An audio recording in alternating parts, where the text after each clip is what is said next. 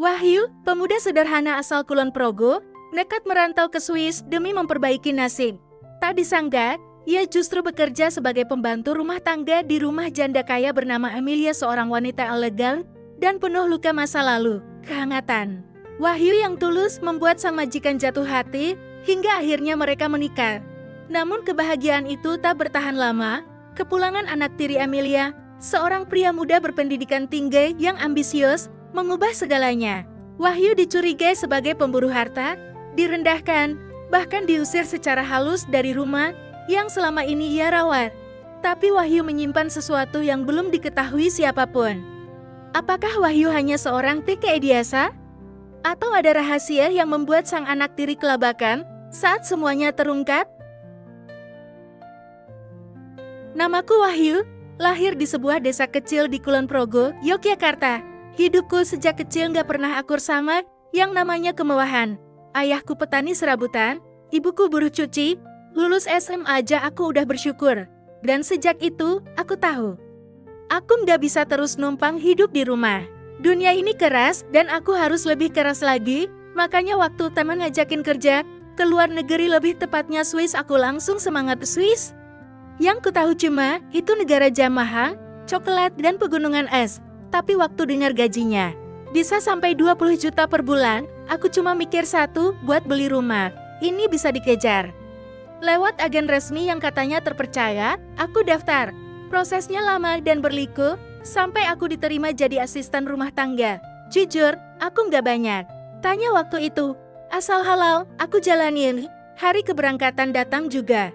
Naik pesawat sendirian, untuk pertama kali, grogi? Jelas, bahasa Inggrisku pas-pasan, apalagi bahasa Jerman. Tapi aku nekat, karena aku bawa harapan bapak ibu yang selama ini kerja keras biar aku bisa sekolah. Aku harus bisa balas. Setibanya di Zurich, aku dijemput sopir dengan seragam rapper, namanya Otto dan dia ramah. Tapi yang bikin aku kaget, mobilnya mewah banget. Aku kira aku bakal kerja di rumah biasa, ternyata yang nunggu di ujung perjalanan adalah sebuah villa 3 lantai dengan halaman belakang menghadap danau. Di depan pintu muncul seorang wanita anggun, elegan, rambutnya pirang keperakan. Usianya sekitar 50-an, tapi kelihatan sangat terawat. Halo, you must be Wahyu, katanya sambil tersenyum ramah. Namanya Madame Amelia, seorang janda, katanya. Suaminya baru meninggal 2 tahun lalu karena serangan jantung. Ia tinggal sendirian, hanya dibantu Otto dan seorang tukang kebun. Aku ditempatkan di kamar bawah, dekat dapur. Tugasku nggak banyak, bersih-bersih rumah.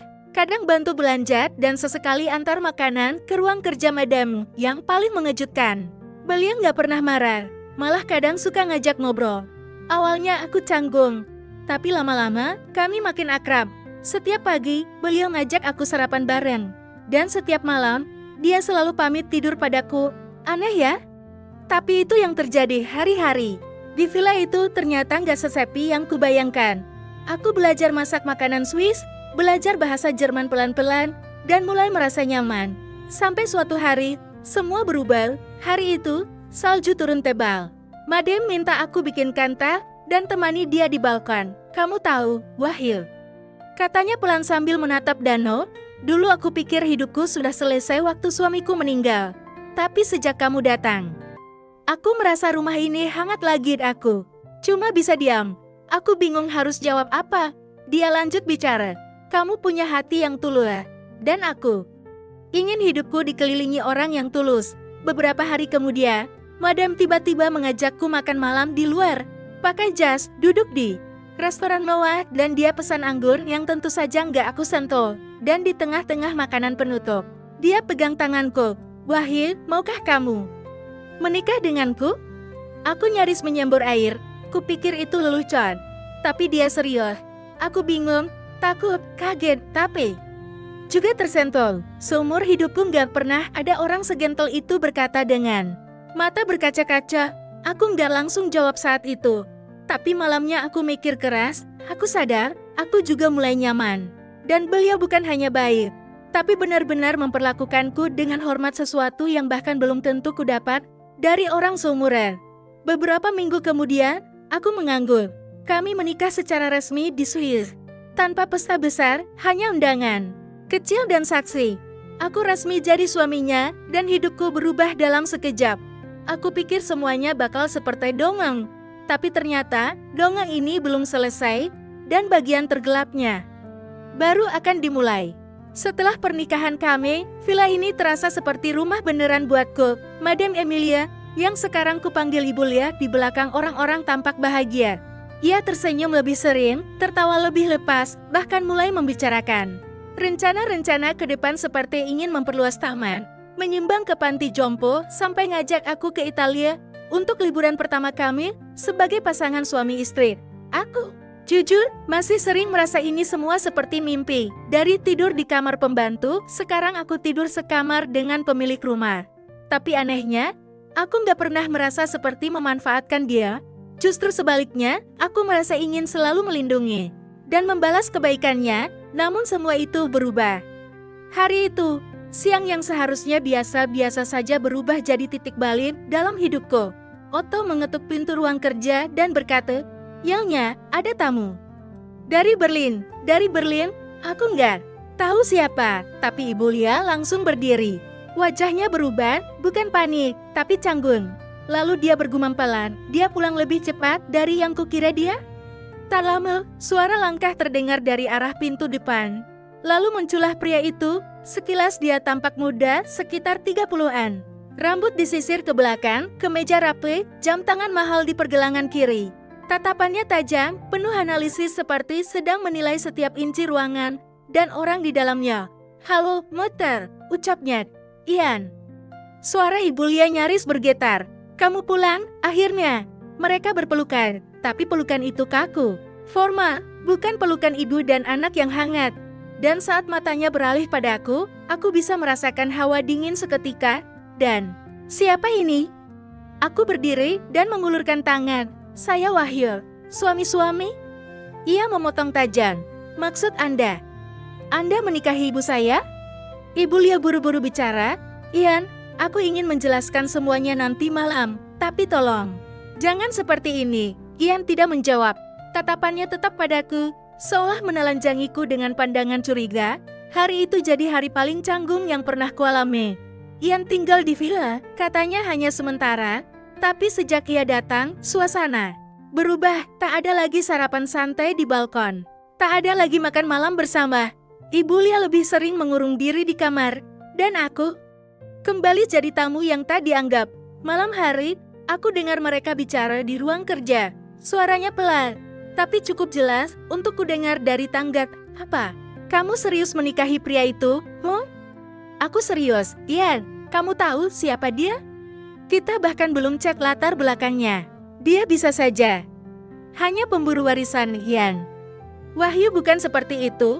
Aku cuma gak mau kamu disakiti. Ayah baru meninggal 2 tahun. Dan sekarang kamu jatuh cinta pada orang yang bahkan gak punya pendidikan formal di sini." Aku menahan napas. Dada ini panas, tapi aku gak mau membuat keributan. Sejak saat itu, Ian mulai bergerak diam-diam. Pertama, ia panggil notaris keluarga. Lalu ia bicara dengan pengacara. Dan tak lama, aku mulai merasakan tekanan yang tak kasat. Mata, kegiatanku dibatasi. Aku dilarang ikut rapat keluarga. Beberapa orang yang dulu menyapa ramah, kini mulai menjauh. Bahkan Otto yang dulu hangat jadi lebih kaku. Dan yang paling menusuk, saat Ibu Lia mulai berubah. "Sayang, aku harus ikut Ian ke Zurich minggu depan. Dia minta aku cek ulang surat-surat tanah. Perlu aku temani?" "Tidak perlu, kamu istirahat di sini saja ya." Tersenyum.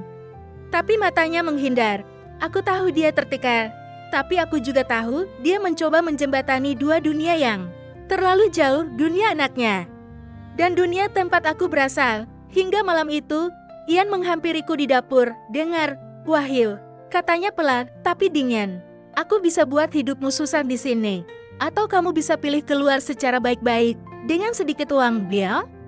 Aku menatapnya, tidak marah, tidak takut, tapi juga tidak menjawab, karena aku tahu ini belum selesai. Dan kalau dia pikir aku bakal lari hanya karena ditekan, dia belum tahu siapa aku sebenarnya. Setelah malam itu, aku sadar ini bukan lagi soal hubungan antara aku dan Ibu Lia. Ini sudah jadi soal ego, harta, dan masa lalu yang rumit. Yang jelas nggak suka aku ada di rumah ini. Tapi aku juga nggak bisa asal mundur. Aku tidur dengan pikiran berkecamuk. Besok paginya, saat aku sedang beres-beres ruang kerja, tanganku menyentuh sebuah album foto tua yang tergeletak di bawah meja. Debunya tebal, warnanya mulai pudar. Entah kenapa, aku membukanya. Foto-foto di dalamnya adalah potret keluarga lama. Ada foto pernikahan Ibu Lia dengan mendiang suaminya. Ada juga foto yang kecil yang digendong pria berkacamata, tapi satu foto membuat langkahku berhenti. Sebuah foto berbingkai tersembunyi di antara lembar plastik album. Seorang pria Asia berwajah familiar berdiri di depan villa ini, tersenyum lebar sambil menggenggam sebuah buku tebal. Aku menatapnya lama. Di bawah foto itu tertulis nama dengan pulpen tinta biru, "Untuk Wahyu, teman lama kita dari Yogyakarta." Aku terdiam. Itu namaku. Tapi ini bukan aku. Ini pria lain, lebih tua, jelas bukan wajahku. Apa ini hanya kebetulan lama? Aku bawa album itu ke kamar, menyimpannya baik-baik. Lalu diam-diam aku mulai menyelidiki. Aku tahu ini berisiko, tapi aku merasa ada sesuatu yang aneh. Beberapa hari kemudian, aku bertanya ke Otto, sopir yang sekarang mulai bicara lebih banyak setelah aku minta maaf karena sempat menghindar. "Otto, apakah Madam Emilia pernah ke Indonesia?" Ia terdiam sejenak. "Pernah, 2 kali, kalau tidak salah. Pertama tahun 90-an, lalu terakhir sebelum menikah sendiri. Pertama kali bersama suaminya, kedua kali." Aku tak yakin. Aku makin penasaran. Aku kembali ke album itu dan menelusuri foto-fotonya lagi. Di salah satu sudut, ada stempel kecil, Bali tahun 1991. Ini mulai masuk akal. Aku lalu memberanikan diri membuka laptop lama di perpustakaan rumah. Dan di sana, di folder arsip tahun 1990 tahun 1999, aku menemukan puluhan file jadul. Ada dokumen perjalanan, tiket pesawat, bahkan surat-surat dari universitas di Indonesia. Salah satu file menarik perhatianku, surat elektronik dari Universitas Gadjah Mada. Pengirimnya, Dr. Sugeng Wahyu. Judul email, tentang kerjasama dan anak kita. Jantungku berdegup kencang saat kubuka email itu. Duniaku runtuh seketika. Isinya adalah pembicaraan antara pria bernama Wahyu, profesor asal Jogja, dengan Emilia. Mereka pernah menjalin hubungan di masa lalu saat Emilia masih muda dan ikut proyek sosial di Indonesia. Dan lebih gila lagi, mereka punya anak laki-laki, dan anak itu bisa jadi Ian. Aku gemetar. Jadi selama ini Ian bukan anak kandung suami sah Ibu Lia, tapi anak dari pria Indonesia? Apa Ian tahu ini? Kalau iya, kenapa dia begitu membenci aku? Malamnya, aku duduk di balkon, memandangi danau yang membekuk. Angin dingin menampar wajahku, tapi isi kepalaku jauh lebih dingin dari suhu udara. Aku harus tahu lebih lanjut, tapi aku juga harus berhati-hati. Karena kalau salah langkah, aku bukan cuma akan diusir dari rumah ini, tapi mungkin juga kehilangan segalanya. Keesokan paginya, Ibu Lia mendatangiku. "Wahyu, kita harus bicara." Nada suaranya lembut, tapi matanya merah seperti habis menangis. "Aku mau jujur. Aku tahu kamu mungkin sudah menyadarinya. Ian memang bukan anak dari mendiang suamiku." Aku mengangguk pelan. Ayah kandungnya adalah seseorang yang sangat berarti dalam hidupku dulu. Kami bertemu di Jogja dan ya, semua berjalan begitu cepat. Dia menatapku lekat-lekat, tapi aku gak pernah menyesali kehadiran Ian. Hanya saja, dia belum tahu kebenarannya. Dia mengira aku menipunya seumur hidup. Aku mengusap pelan tangannya. Dan sekarang, dia takut aku datang untuk ambil semua yang dia anggap miliknya. Ibu Lia mengangguk. "Ya, padahal kamu gak pernah minta apa-apa." Aku menghela napas. Semua jadi jelas sekarang. Tapi aku juga tahu, Ian belum selesai, dan aku harus bersiap. Karena badai sesungguhnya baru akan datang. 2 hari setelah percakapan kami di balkon, suasana villa kembali seperti biasa. Setidaknya di permukaan, aku tetap menjalankan rutinitas seperti biasa, membantu Otto mengurus taman, mengantar makanan, atau belanja kebutuhan rumah tangga. Tapi, satu hal yang paling kentara, Ian makin sering mengawasi aku. Entah kenapa, dia selalu muncul diam-diam di tempat yang tidak kuduga. Di dapur saat aku masak, di ruang tengah saat aku bersih-bersih, di teras saat aku ngobrol dengan Otto, dan tatapannya seolah sedang menghitung setiap gerakan yang kulakukan. Sampai suatu hari, datang surat undangan dari notaris keluarga. Ada pembaruan warisan, kata Ibu Lia singkat, tanpa menjelaskan lebih jauh. Kami bertiga hadir. Ruangan kantor itu sunyi, hanya suara jam dinding yang terdengar jelas. Notaris yang sudah tua membuka dokumen dan mulai membacakan isi pernyataan resmi Ibu Lia soal harta warisan yang membuatku tercekat. Namaku disebut. Sebagai suami sah, aku kini memiliki hak atas 50% kepemilikan aset pribadi Emilia jika ia meninggal. Aku memandang Ibu Lia dengan perasaan campur aduk. Sementara di sisi lain, aku bisa merasakan sorot mata Ian yang menyala bukan karena cinta keluarga, tapi karena kebencian yang nyaris membakar udara. Sore itu, saat kami sampai rumah, Ian menahanku di lorong. Sekarang aku paham, kamu bukan cuma pembantu, kamu juga pemain. Aku menatapnya tanpa kata. Kamu pikir kamu bisa curi semua ini hanya karena ibuku sedang rapor? Aku nggak pernah minta apapun, jawabku pelan. Kalau kamu benar-benar peduli padanya, kamu harusnya tahu dia bahagia sekarang. Ian tertawa. Sinis, bahagia? Atau buta? Beberapa hari setelah itu, keanehan mulai terjadi. Pertama, Otto ditegur karena salah isi tangki mobil, padahal dia sopir senior. Lalu, aku dituduh mengambil uang dari dompet Ibu Lia, padahal aku bahkan tidak pernah menyentuh kamar pribadinya tanpa izin. Puncaknya, datang panggilan dari kantor imigrasi Swiss. Mereka ingin bicara soal dokumen pernikahan dan izin tinggal. Anda, kata Otto gugup membawakannya padaku, hatiku mencelos. Ini pasti ulah Yandi, dan benar saja. Saat aku sampai ke kantor, mereka mulai menanyai hal-hal aneh. Apakah pernikahan ini benar-benar didasari cinta? Apakah aku menerima bayaran untuk menikah?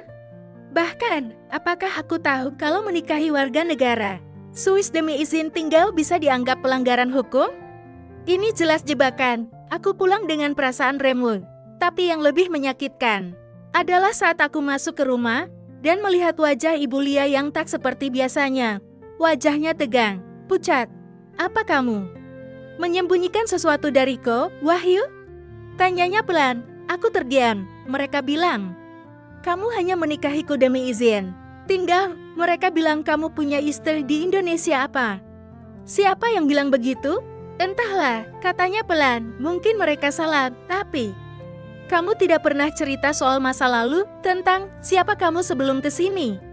Aku ingin marah, ingin meneriakkan kebenaran, tapi aku juga sadar. Ini rencana Ian, dia tahu titik. Lemahnya bukan aku tapi ibunya sendiri. Malam itu aku duduk di kamar, menatap cermin. Kapan terakhir kali aku jujur pada diri sendiri? Aku ingat, kenapa aku datang ke Swiss? Bukan cari kekayaan, bukan cari warisan, tapi karena aku ingin mengubah hidupku. Dan Ibu Lia memberiku kesempatan itu. Tapi sekarang, kesempatan itu hampir dirampas. Dan untuk pertama kalinya, aku berpikir, mungkin aku harus melawan. Bukan dengan marah, tapi dengan bukti. Aku mulai menyusun rencana. Karena kalau Ian bisa bermain kotor, aku juga bisa bermain cerdas. Aku tidak bisa lagi hanya diam. Ian telah memainkan permainannya terlalu jauh, memutarbalikkan kenyataan, menabur keraguan di hati istriku sendiri, dan bahkan berusaha menyeretku keluar dari negara ini dengan cara yang licik. Tapi aku tidak akan mundur, karena aku tahu kebenaran selalu punya cara untuk menang. Asal diperjuangkan. Malam itu, aku menunggu villa benar-benar sepi. Otto sudah tidur. Ibu Lia juga. Tapi kamar Ian masih menyala. Aku tak peduli. Aku menyusup ke ruang kerja dan membuka kembali laptop tua milik keluarga. Aku sudah mencatat beberapa nama dari dokumen sebelumnya, terutama nama pria bernama Dr. Sugeng Wahyu, yang kusebut dalam hati sebagai Wahyu Senior.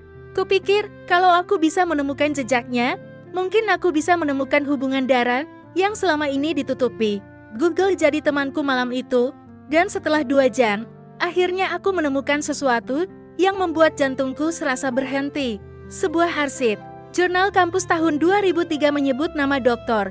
Sugeng Wahyu sebagai dosen tamu bidang sosial budaya di Universitas Zurich, tempat Ian sempat kuliah.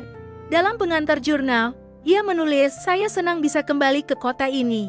Kota tempat saya bertemu kembali dengan darah daging saya. meski tak pernah bisa menyebutkannya terang-terangan. Apa maksudnya darah daging saya? Aku telusuri lebih lanjut. Di forum akademik, seseorang menulis komentar, sayang sekali. Prof. Sugeng meninggal mendadak sebelum sempat buka suara soal anak biologisnya dari Eropa. Aku mengepal tangan. Gini dia, potongan-potongan mulai menyatu, tapi belum cukup. Aku butuh bukti kuat, hitam di atas putih. Aku balik ke ruang kerja dan mulai mencari file visit di laci bawah. Tumpukan dokumen tua tertata rapi dalam folder bertuliskan personal. Di sana, aku menemukan surat tulisan tangan yang sudah mulai pudar. Surat itu ditujukan pada Emilia, tertanggal tahun 1992. Tulisannya, aku tahu kamu akan membesarkannya dengan baik. Tapi jika suatu hari dia ingin tahu siapa ayah kandungnya, katakan yang sejujurnya, aku tidak minta apa-apa. Hanya kejujuran untuk anak itu jika waktunya tiba. Dan di pojok kanan bawah, tanda tangan. Sugeng Wahyu. Tanganku bergetar saat membacanya. Ini bukan hanya bukti sejarah, ini senjata. Karena jika Ian tahu siapa dirinya sebenarnya dan bahwa dia menuduh darah daging Indonesia sebagai parasit, dia sedang mencaci asal-usulnya sendiri. Pagi harinya, aku menghadap Ibu Lia. Saya sudah tahu semuanya, Bu, soal Jogja, soal Doktor Sugeng, dan soal Ian. Dia terdiam, air matanya mulai mengalir. Aku minta maaf, Wahyu. Aku ingin memberitahunya, tapi aku takut. Liehi akan membenciku selamanya. Aku mengangguk. Tapi kalau ibu terus diam, dia akan terus menyakiti orang lain hanya untuk melindungi kebohongan itu. Lalu aku berkata, biarkan saya bicara dengannya. Dan siang itu, untuk pertama kalinya, aku menghadapi Ian. Bukan sebagai suami ibunya, tapi sebagai pria yang tahu kebenaran. Kami duduk di ruang belakang. Ian menatapku datar. Ada apa lagi, Pak Tikai? Ejeknya, aku keluarkan surat itu, meletakkannya di atas meja. Baca ini. Lalu kita bicara. Ia sempat enggan, tapi perlahan membuka surat itu. Matanya menelusuri tulisan tangan yang masih samar, wajahnya berubah. Dari ketut jadi bingung, dari bingung jadi gemetar. Apa-apaan ini? Bapakmu bukan suami sah ibumu, tapi pria asal Jogja. Pria yang pernah ingin mengakuimu, tapi memilih diam demi menjaga kehormatan keluargamu. Ian bangkit, membalikkan badan, omong kosong. Kalau kamu mau, kita bisa tes DNA. Atau kamu bisa tanya langsung ke ibumu. Ia menoleh, matanya merah, tapi kali ini bukan karena marang. Aku dibesarkan di dunia yang penuh aturan. Wahyu, aku diajarkan untuk tidak pernah kalah. Tapi hari ini, untuk pertama kalinya. Aku nggak tahu siapa aku mendekat pelan. Aku nggak datang untuk rebut harta, aku datang karena aku diundang. Dan aku tinggal karena aku mencintainya. Bukan hanya sebagai istri, tapi sebagai manusia yang menyelamatkanku dari kehancuran. Dia tak menjawab, dan aku tahu. Pertahanannya mulai runtuh. Ian menghilang selama 2 hari, setelah kutunjukkan surat itu, dia pergi tanpa pamit, tanpa kabar, hanya menyisakan udara dingin dan ketegangan di dalam rumah ini. Ibu Lia berulang kali mencoba meneleponnya tak pernah dijawab. Bahkan Otto, yang biasanya tahu segalanya, hanya mengangkat bahu sambil berbisik. Mungkin dia keberlian. Aku tak bisa menyalahkannya. Siapapun yang tiba-tiba mendapati kenyataan bahwa ayah yang selama ini dijunjung tinggi ternyata bukan ayah kandung, pasti merasa dunianya hancur. Tapi aku juga tahu, ini bukan waktunya untuk mengasihani. Karena aku pun sedang diuji antara mempertahankan harga diri atau mengalah demi seseorang yang kucintai. Hari ketiga, Ian pulang. Mobil hitam berhenti di depan gerbang villa. Aku melihat dari jendela dan entah kenapa ada aura berbeda darinya.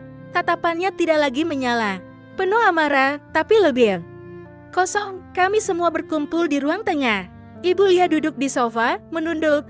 Aku berdiri di dekat perapian. Ian duduk di seberang, diam cukup lama sebelum akhirnya bicara. Aku ke Berlin, katanya lirih. Aku butuh waktu sendiri. Aku ketemu ayah tiri suami ibu yang dulu. Suara Ibu Lia langsung bergetar. Ian, aku tanya langsung, dan dia bilang, sudah lama tahu soal ini. Tapi dia memilih mencintaiku seperti anak kandung, tanpa syarat. Mataku berkaca. Ibu Lia pun mulai menangis diam-diam. Kenapa kamu gak cerita, Mom? Tanya Yan pelan, tanpa intonasi marah. Kamu kira aku nggak bisa menerima kebenaran? Ibu, takut kehilanganmu? Jawabnya, takut kamu membenciku. Karena kebohongan itu, Yan terdiam lama, lalu menghela napas panjang. Yang bikin aku marah bukan soal siapa ayahku, tapi karena aku ngerasa kamu lebih percaya pada orang asing yang baru kamu kenal beberapa bulan daripada anakmu sendiri. Aku buka suara. Yan, aku nggak pernah minta dipercaya. Aku juga nggak minta dihormati. Tapi aku nggak akan diam saat kamu menuduhku yang bukan-bukan. Aku mungkin bukan siapa-siapa. Tapi aku mencintai ibumu, dan aku berjuang untuk berada di sini bukan karena ingin hartanya tapi karena aku tahu dia pantas bahagia. Yan menatapku datar, lalu mengangguk pelan. Aku udah bicara dengan pengacara, katanya tiba-tiba, kalau ibu tetap ingin membagi warisan seperti itu, silakan. Aku nggak akan gugat. Aku dan Ibu Lia saling menatap.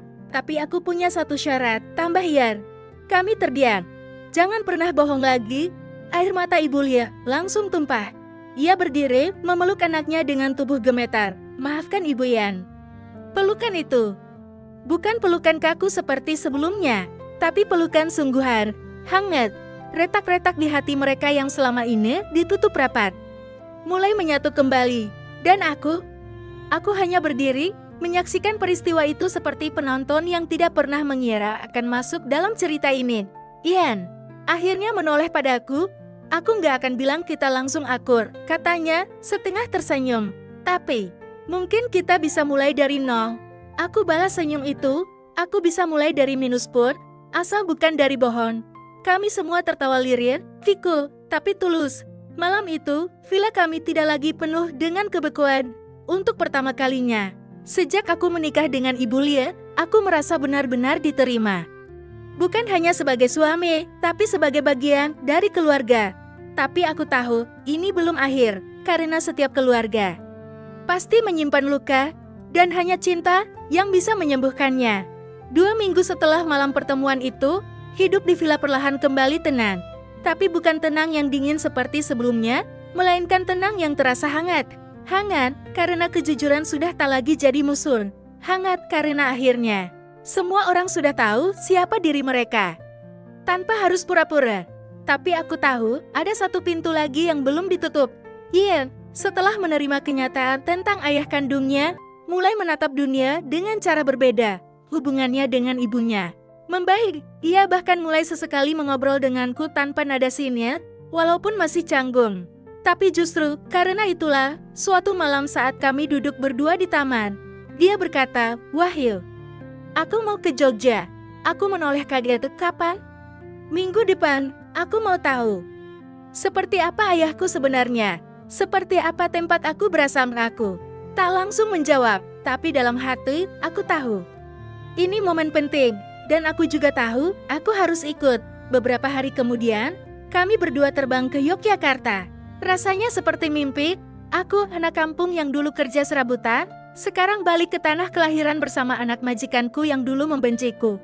Dunia benar-benar lucu. Kami menyewa mobil dan menuju ke daerah utara kota, di mana menurut arsip lama, Prof.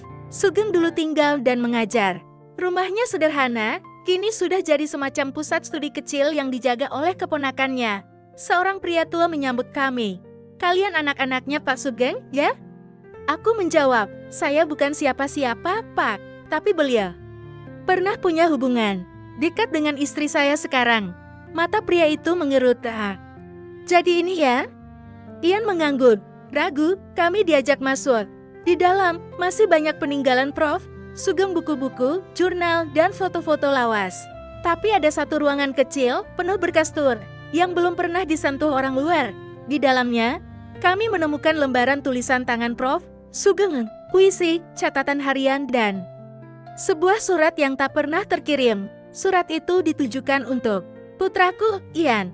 Tulisan tangannya goyah, tapi isinya penuh haru. Jika surat ini sampai padamu, itu berarti ibumu sudah cukup kuat untuk menceritakan siapa aku. Aku tidak menyesal tak menjadi bagian dari hidupmu secara langsung. Tapi doaku tak pernah absen. Bahkan sejak hari pertama aku tahu kamu lahir. Ian membacanya dengan mata berkaca. Tak berkata apa-apa. hanya memeluk surat itu seperti anak kecil yang akhirnya menemukan kembali sesuatu yang hilang lama sekali. Di sudut ruangan, tergantung foto kecil, Ian kecil dan Amelia muda saat mereka berkunjung ke Jogja. Foto itu diambil diam-diam oleh Prof. Sugan yang hanya bisa memandangi mereka dari jauh. Kami terdiam cukup lama, lalu aku berkata pelan, dia mungkin gak pernah bisa hadir, Ian. Tapi dia mencintaimu. Ian mengangguk, dan sekarang aku bisa mencintai dia tanpa dendam. Perjalanan pulang ke Swiss terasa berbeda. Kami tak banyak bicara, tapi tidak perlu. Karena kadang, luka paling dalam hanya bisa disembuhkan oleh keheningan dan waktu. Sesampainya di villa, Ibu Lia menyambut kami dengan pelukan yang dalam. Kamu baik-baik saja, nak? Tanyanya. Ian tersenyum. Aku baru tahu. Ternyata bagian diriku juga berasal dari Jogja, dan rasanya aku nggak keberatan. Malam itu, kami duduk bertiga di balkon, memandangi danau yang tenang.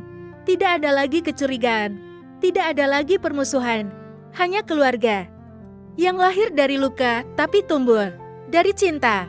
3 bulan berlalu sejak perjalanan kami ke Jogja. Villa kami di Swiss kini terasa benar-benar hidup. Tidak hanya sekadar tempat tinggal tapi rumah. Tempat di mana setiap ruangnya menyimpan cerita yang jujur. Tempat di mana luka masa lalu tidak lagi disembunyikan, tapi dirangkul sebagai bagian dari perjalanan. Aku dan Ian mulai akrab, meskipun masih ada jerat canggung sesekali. Tapi itu bukan masalah, karena setiap hubungan yang dibangun ulang dari reruntuhan butuh waktu, dan aku bersedia. Sabar, aku kembali membantu di rumah, tapi bukan lagi sebagai pembantu. Lebih seperti tangan kanan Ibu Lia. Bahkan, Ian yang dulu sinis, sekarang sering ngajak diskusi soal bisnis keluarga. Katanya, kamu punya insting bagus untuk orang-orang. Aku hanya tertawa, dulu dipanggil parasit, sekarang diajak rapat. Dunia memang bisa berputar lebih cepat dari roda sepeda. Sampai suatu pagi, Ibu Lia memanggil kami berdua ke ruang makan, ada mug coklat di tangannya.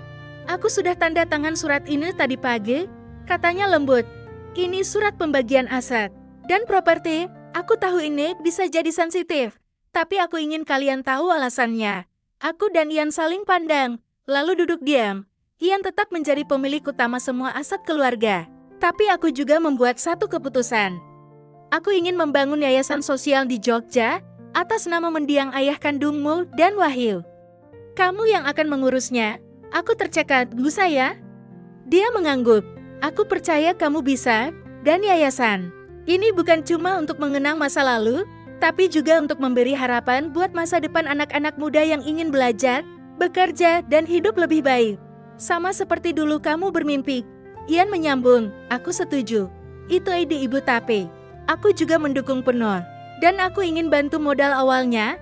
Hatiku hangat, bukan karena jumlah uang, tapi karena pengakuan dari seorang anak yang dulu ingin mengusirku.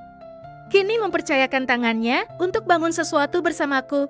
Hari-hari setelah itu penuh rencana. Aku dan Ibu Lia sering berdiskusi soal lokasi, konsep, dan program yayasan.